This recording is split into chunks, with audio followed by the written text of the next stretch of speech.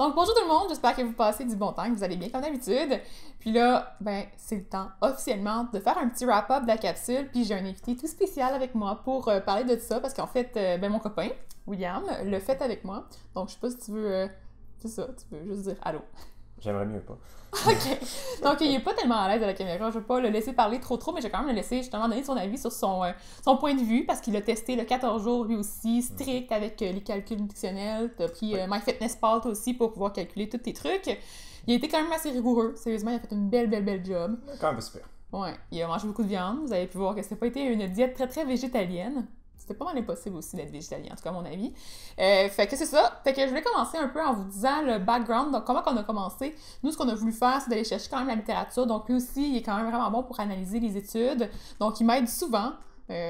Bon, quand il y a des petites questions, des fois, il regarde, puis il va voir dans d'autres trucs, d'autres bases de données. Et là, ensuite, ce que j'ai fait, moi, c'est que j'ai contacté certaines personnes qui ont testé, en fait, la diète, puis qui la prônent. Donc, j'ai été voir, en fait, j'ai contacté par Facebook Josée Arsenault, comme je vous avais dit. C'est elle qui a écrit le livre « Manger du gras perdre du poids en mangeant du gras, perdre du poids en mangeant du gras. » En tout cas, vous savez un peu le principe. Et ensuite, j'ai contacté aussi Marie-Florence de Marie.com, qui est une YouTuber. Puis, elle fait la diète cétogène depuis un bon petit bout. Donc, on a un petit peu échangé sur comment ça s'est passé pour elle, ses trucs, puis tout ça. Fait que ça m'a quand même aidé d'avoir un espèce de plus gros background de tout ce qui entoure le mode de vie, de diète cétogène, tout ça. Puis, je voulais vraiment l'aborder d'une façon assez ouverte, puis être... c'est ça. On voulait plonger un peu dans cette alimentation-là sans avoir trop d'avis à l'avance. Là, on savait un peu c'était quoi les risques, les bénéfices, tout ça, mais on voulait lui donner une chance. Je pense que c'est ça l'objectif. On voulait essayer. Ouais. Plutôt toi aussi, parce que moi, j'avais beaucoup d'appréhension face à la diète. Toi, comment tu te sentais versus la diète? Ben, j'étais plutôt neutre par rapport à la diète. Je savais que ça pouvait fonctionner chez certaines personnes, mais je savais que ça serait aussi difficile pour moi vu que je mangeais beaucoup de glucides à la base. Ouais. Fait que toi, tu mangeais comment avant? Mettons tes repas, c'est quoi le genre de repas que tu te faisais? Ben, un repas typique pour moi, il n'y en a pas vraiment en fait. J'ai tendance à manger vraiment des cousus à travers la journée parce que je peux me faire des portions de riz à une certaine heure, puis manger une portion de viande plus tard sans accompagnement. Je mange pas très bien. Aussi, il m'arrive de manger beaucoup de cochonneries, donc les biscuits, les chips, la crème glacée, c'est des trucs dont je peux pas vraiment me passer. Ouais, fait que c'est ça, souvent ce qu'il fait, c'est qu'il va se prendre un gros bol de riz, puis il mange juste du riz ou juste du quinoa tout seul, puis là après ça, il va manger comme de la viande séparée, puis des légumes séparés en grosses salades. Fait qu'il c'est comme plein de petits repas dans la journée, c'est comme un peu bizarre. Bref, il a quand même pas trop été dépaysé avec la diète cétogène, c'est qu'il avait juste pas le repas de riz. Non, c'est ça. Ça l'a comme enlevé un des repas de la gang. Donc, au niveau de l'appréciation des repas, t'as trouvé ça comment, toi? J'ai trouvé ça correct au début, ça m'a pris un petit peu de temps peut-être m'habituer au fait que tout est vraiment gras. Donc malgré le fait que je mangeais très gras avant, ben là c'était encore plus. Mais ça on s'habitue après une couple de journées, mais ça devient extrêmement répétitif. Tu sais, il y a une limite à la quantité d'avocat que tu peux manger dans une semaine, puis de la crème 35%, crème fouettée, mettons, c'est le fun une fois de temps en temps, mais on vient qu'on s'écœure quand même. Ouais, c'était ça notre plus gros problème, c'est que mon coup, on avait quand même fait l'épicerie, on avait acheté beaucoup de certains aliments qu'on savait qui étaient quand même pas des petits aliments neutres, mais il y avait comme presque pas de glucides, donc beaucoup de viande, beaucoup de fromage qui était quand même assez fermenté, puis tout ça, pour avoir comme des aliments à manger plus facilement sans avoir à se casser la tête. Puis le reste, c'était à cuisiner, tu sais. Ben c'est ça, c'est surtout les collations en fait qui étaient problématiques, parce que pour les repas, je pense qu'on peut s'arranger quand même assez facilement, mais quand tu veux juste grignoter, manger une petite bouchée, moi je mange beaucoup de fruits, des pommes, de bananes dans ces situations-là, puis là, ben j'étais privé de ça, donc c'était quand même pas facile. Ouais, c'est ça, on avait comme des trucs qui traînaient, puis déjà on avait oublié de faire notre ménage de frigo, puis après les 2 semaines, c'est sûr que ça c'était pas top, là. Puis c'était beaucoup de tentations aussi, parce qu'on voyait les légumes puis les fruits, puis on disait on peut pas les manger.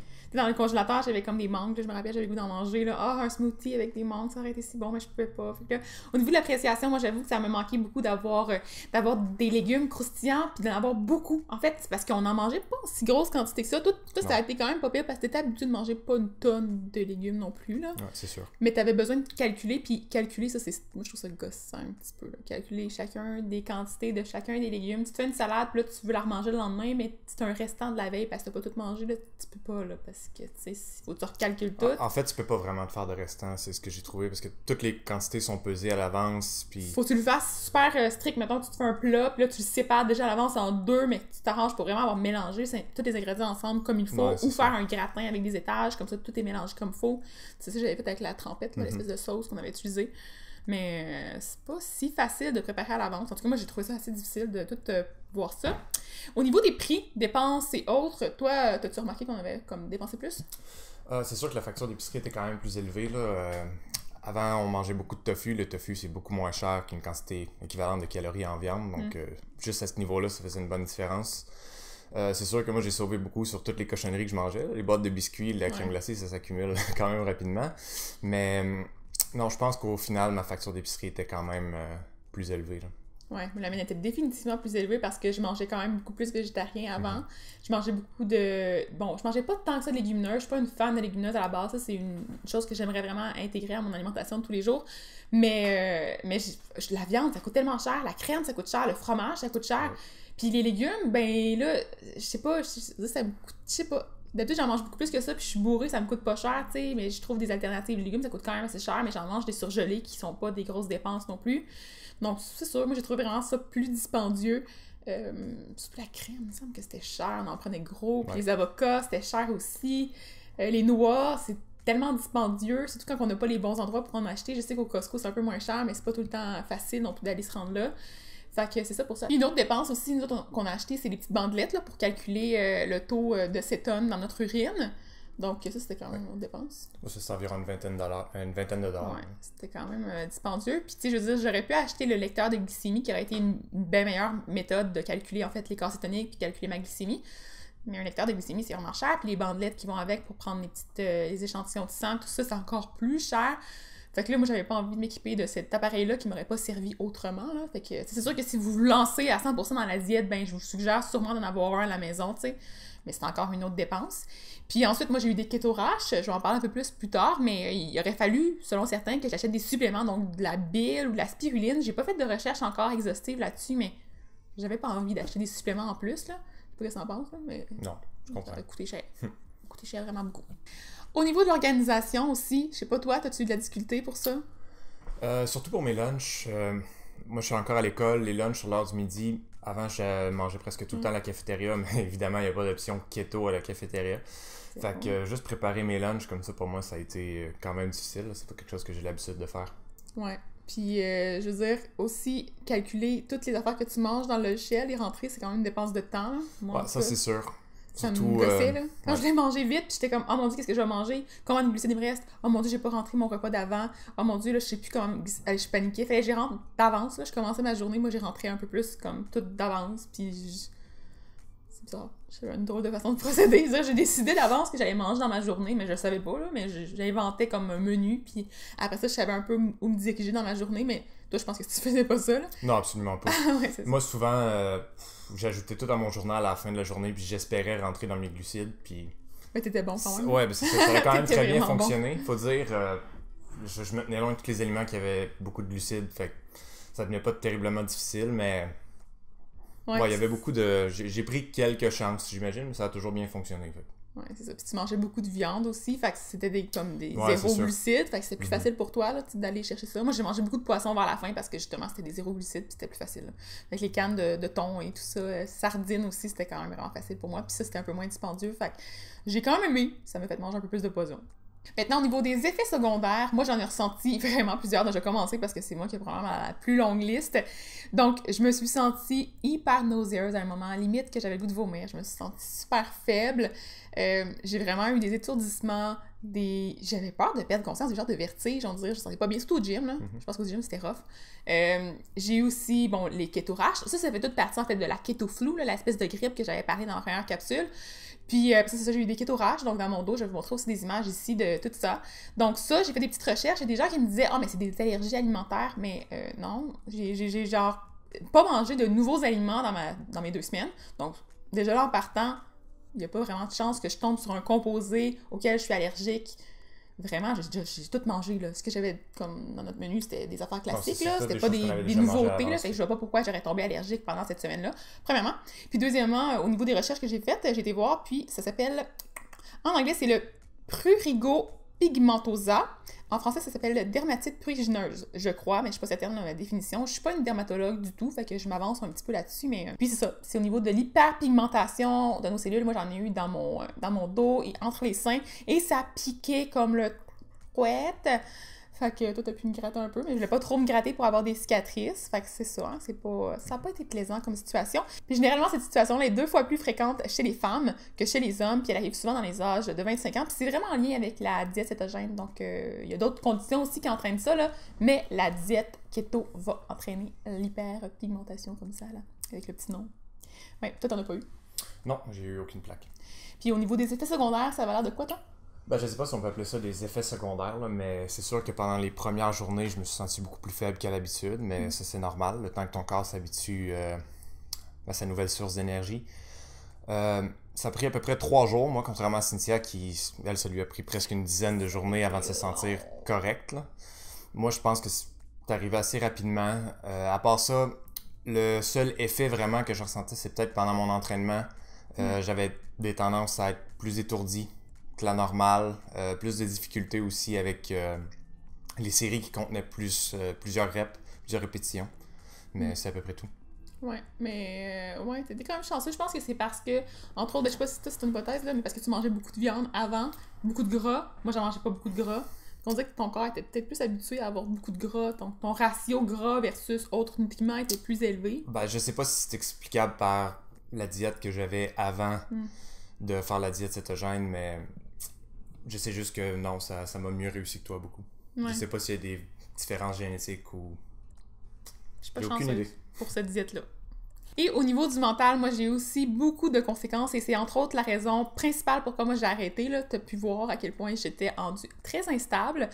Psychologiquement parlant, j'avais beaucoup de cravings, beaucoup d'envie de manger de la malbouffe ou des petits trucs sucrés, des pépites de chocolat. J'en ai mangé 5, 4 à mon coup, puis je me sentais coupable. Mon coup, j'ai mangé trop de concombres, tu sais, puis j'étais comme « Oh mon Dieu, j'ai dépassé mes grammes de glucides avec trop de concombres. » Puis là, c'est ça.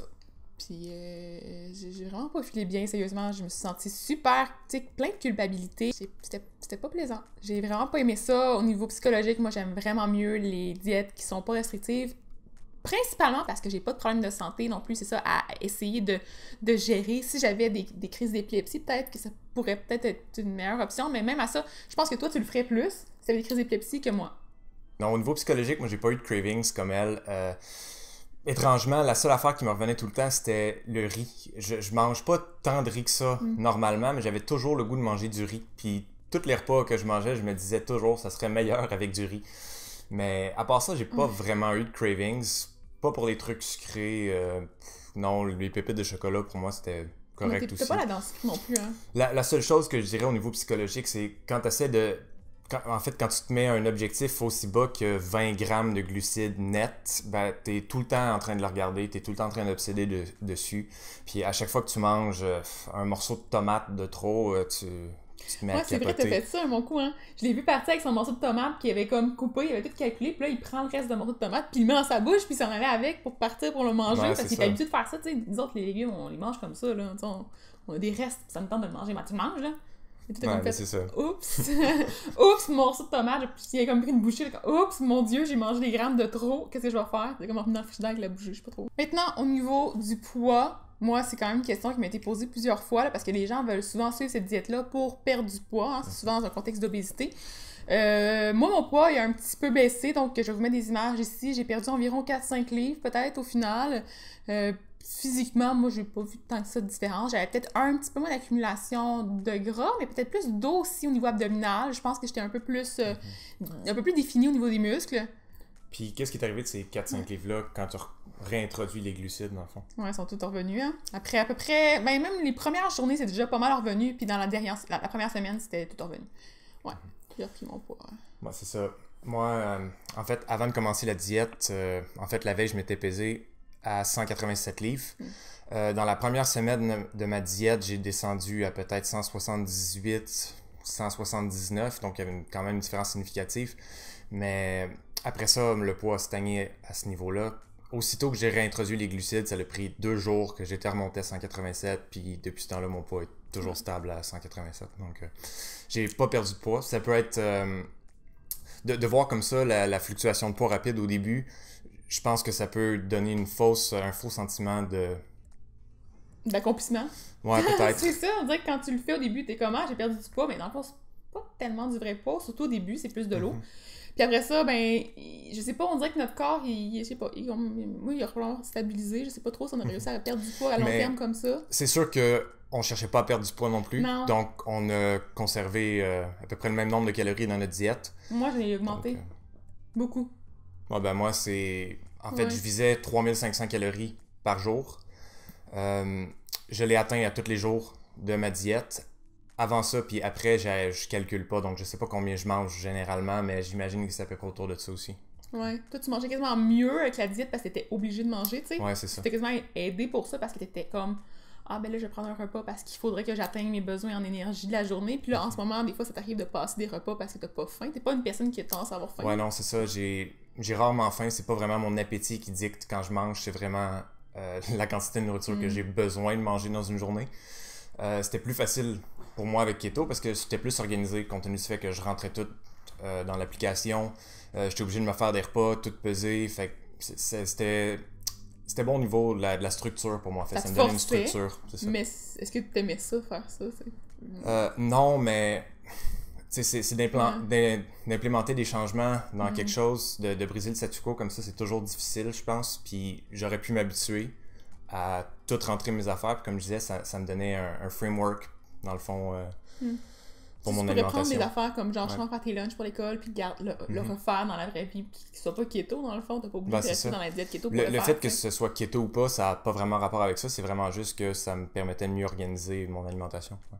Ouais, effectivement. Fait que c'est ça. Puis quand je parlais de calories, moi, j'ai augmenté mes calories, mais je pense que normalement, je mangeais... Des fois, ça m'arrive de manger 1700 à 2000 calories, là. Ça varie tout le temps, là. Je calcule pas tout le temps non plus.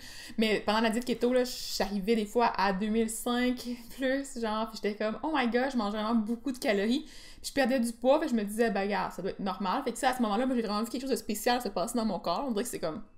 Il y a quelque chose qui n'était pas tout métabolisé. Puis on va s'en venir justement à une autre question. Moi, c'est au niveau des selles. Donc, quand on allait à la toilette, faire un numéro 2. Donc, pour être clair, moi, en tout cas, j'ai l'impression que j'avais des gras qui étaient directement expulsés par mes selles.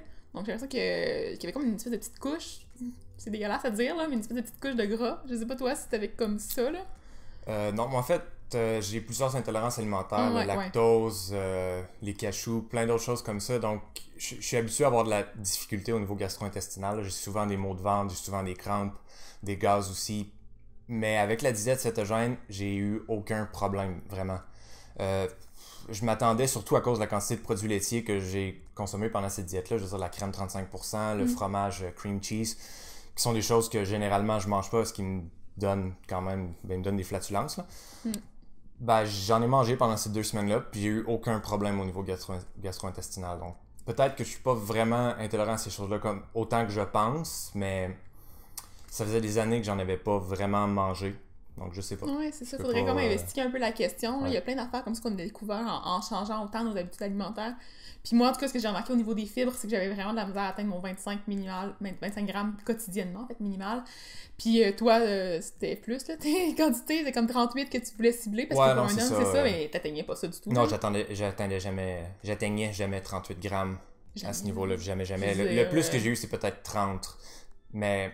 Encore là, c'est mieux que ce que j'ai d'habitude. Généralement, je m'en tiens probablement en bas de 20 grammes de fibres par jour. Donc, je suis pas très bon non plus. Je manges pas bien. Je suis même pas une bonne blonde. Ah non, t'es une terrible nutritionniste. Je te nourris mal. Mais en passant, ceux qui ne le savent pas, c'est que je fais pas tout le temps à manger non plus. Hein. On n'a pas des horaires qui sont fixes en termes de... Bon, avant ça, tu travaillais le soir, fait que souvent, tu mangeais au travail. Maintenant, tu es à l'école le jour, fait que c'est plus difficile pour moi de te faire à manger. Je suis pas pour faire à manger pour tous les lunchs tout le temps. De toute façon, on mange d'une façon tellement différente que ça devient... Ouais, moi, je mange plus volumineux avec pas beaucoup de calories, puis lui, à l'inverse, il mange pas beaucoup de volume, beaucoup de calories parce que il veut manger plus de calories parce qu'il a pas faim. Moi, j'ai tout le temps faim et je veux manger moins de calories au final. En tout cas, bref, on a des modes de vie un petit peu différents. Fait qu'on fait fitter des affaires ensemble, d'autres pas qu'on fait pas fitter. Souvent, notre pizza, ça fit ensemble. Je voulais juste aborder aussi, il y a plusieurs personnes qui m'ont parlé de Jean-Yves Dionne puis de ses conclusions à lui. Donc, j'ai été voir sur sa page, j'ai travaillé vraiment fort. Donc, il est en ce moment en train de faire la diète keto depuis un bon petit bout. Je pense qu'il cible pour le faire pendant à peu près 6 mois. Puis, il y a vraiment des bonnes observations sur tout ça. Il est super ouvert face à la diète. Je trouve ça le fun. Puis, je veux dire, j'ai jamais été non plus super fermée non plus. Je tiens à le rementionner. Mais en tout cas, je sais qu'il y en a qui l'ont quand même pris mal, que j'ai pas eu des conclusions très positives sur tout ça. Mais c'est ça, je voulais vous mentionner que j'ai été regarder tout ce qu'il fait. Je trouve ça vraiment cool. Puis, éventuellement, peut-être qu'on pourrait peut-être éventuellement, je sais pas, là encore, là, je m'avance, là, mais si ça vous tente, je peux contacter pour pouvoir peut-être en discuter ou faire un live ou faire une espèce de podcast ou quelque chose, en tout cas. Fait que dites-le moi dans les commentaires si ça vous intéresse que j'y parle de tout ça. Je sais que lui, au niveau de l'énergie, il a eu beaucoup, un peu de difficultés au début, puis lui, c'était sa faim qu'il essayait de contrôler le plus possible, puis qu'il a commencé, là, vraiment récemment à avoir des améliorations au niveau de la faim, parce que lui, sinon, avant ça, il avait tout le temps faim, puis là, ça a commencé à se stabiliser, il avait un peu moins faim. Après combien de temps? Je pense que ça fait 2 mois qu'il le fait, là, je pense. Okay. Fait que ça a quand même pris du temps, je pense, avant qu'il voit des effets au niveau de la faim. Moi, j'avais quand même un petit peu moins faim au 14e jour, je pense. Je pourrais dire que 13, 14, même peut-être 11, là, je pense que j'avais quand même un peu moins faim. C'était moins pire. J'avais pas comme le goût de manger à chacun des repas, là, comme genre j'ai faim tout le temps. T'avais pas faim tout le temps. Moi, j'ai jamais eu faim. C'est ça. Point numéro 9, c'est au sujet de l'aspect éthique et environnemental. Puis ça, je pense que c'est un sujet qui est comme le point focal de mon raisonnement aussi, tu sais, avec l'aspect psychologique. Je pense que l'autre problème avec la diète keto, c'est vraiment le côté environnemental et l'aspect éthique. Toi, qu'est-ce que t'en penses? Avec la quantité phénoménale, finalement, de produits animaux que tu consommes quand tu fais une diète cétogène, c'est sûr qu'au niveau écologique, ça peut pas être fameux, là. L'impact environnemental des élevages animaux comme ça est vraiment plus grand que celui des légumes. Ouais, fait qu'on peut voir aussi au niveau des relâchements de méthane, tout ça pour les gros animaux. Puis au niveau de la cruauté aussi, moi j'avoue que ça me fait un petit pincement au cœur de voir qu'on a mangé autant de viande, autant de produits laitiers, autant de... Tu sais, j'encourage pas les gens à plus d'en manger zéro, mais je pense encore que le réduire au maximum, c'est positif. Puis avec la diète, c'était vraiment difficile. Il y a plusieurs personnes aussi qui m'ont mentionné qu'il fallait pas manger de soya en général. Puis je vous avoue là, que si on avait coupé le soya, en tout cas moi personnellement, là, ça aurait été ma mort.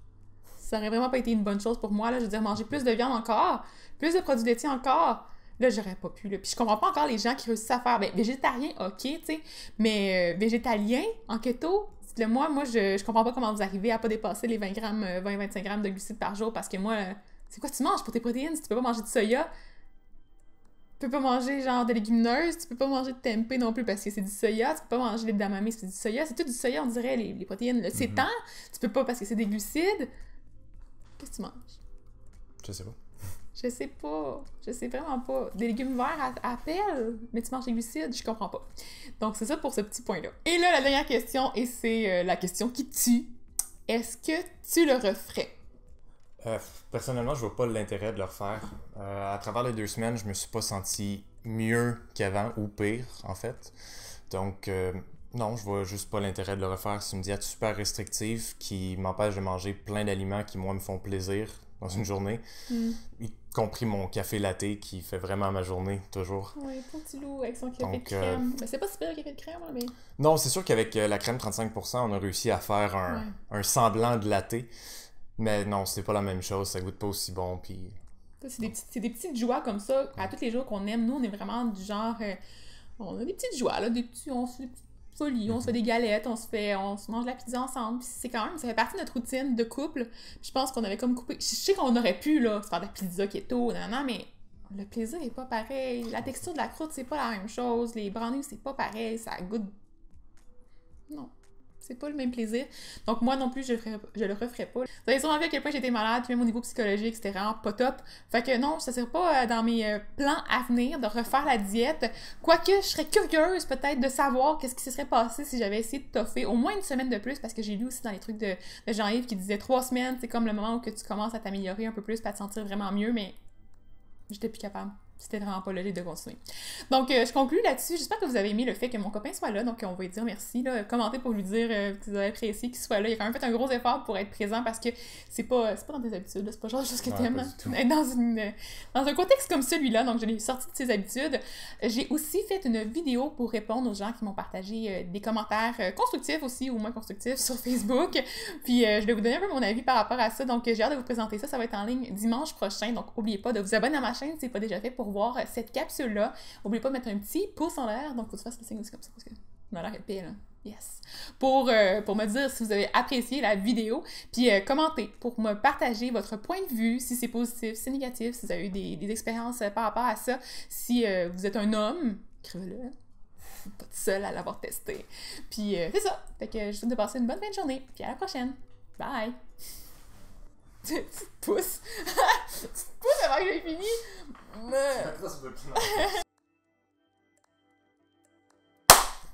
the fuck? Pourquoi tu m'as pas dit que t'étais tout croche comme ça? J'étais pas tout proche. On t'a bougé ta caméra. Non, j'ai pas bougé en hauteur. Donc, on peut voir que mon chum est pas mal pliant avec moi. Fait que là, je vais juste commencer avec ça. Est-ce que tu te rapetisses? C'est ça que tu te rapetissé dans ce temps? Ouais, j'essaie de me mettre à ton niveau. J'ai comme, ok, moi j'ai comme grandi, mais j'ai comme l'air d'une petite mène dans le bas de la vidéo. Ouais, non, c'est pas spé. Ok, tu sais, moi je pense que je le ferai pas. Qu'est-ce que tu fais? T'es en bas de ma vidéo.